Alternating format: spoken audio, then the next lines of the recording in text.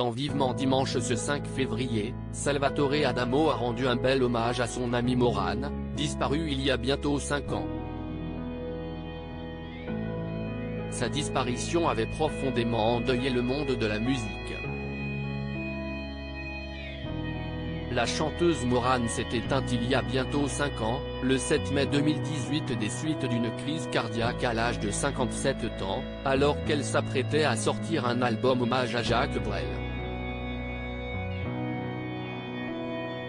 L'émotion fut extrêmement vive parmi les proches de l'artiste belge, comme en témoignaient les messages poignants délivrés par ses amis, Liane Folly et Lara Fabian, ou encore Pascal Obispo, qui a assisté à ses funérailles le 17 mai 2018.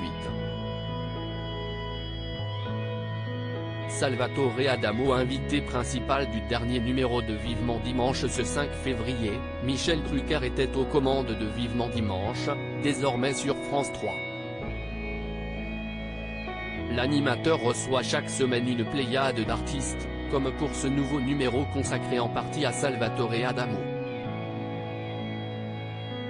Le chanteur âgé de presque 80 ans est de retour avec son 26e album, In French Please. Au cours de l'émission, Antoine Dely, découvert dans The Voice, le chanteur Georges Chelon, très rare dans les médias, et la star des années disco Patrick Hernandez étaient aussi les invités sur la 3. L'artiste italo-belge a notamment fait quelques rares confidences au sujet de sa fille et de ses 2 autres fils. Elle a peur d'assumer une éventuelle célébrité qui lui tomberait dessus. C'est ce qu'on pourrait lui souhaiter de mieux, mais elle ne le voit pas comme ça, elle est d'une timidité encore plus grave que la mienne, a-t-il raconté au sujet d'Amélie Adamo. Mais Salvatore Adamo est aussi revenu sur son duo qu'il avait partagé avec l'inoubliable Morane sur l'hymne à la PEC Ouest, le titre Inch'Allah. Si est une voix de l'âme, c'était l'expression de l'âme, l'occasion d'évoquer ce lien fort qui les unissait. C'était vraiment une amie, on s'appelait la nuit, en fait on voulait se laisser des messages, et puis comme on était réveillés donc on décrochait.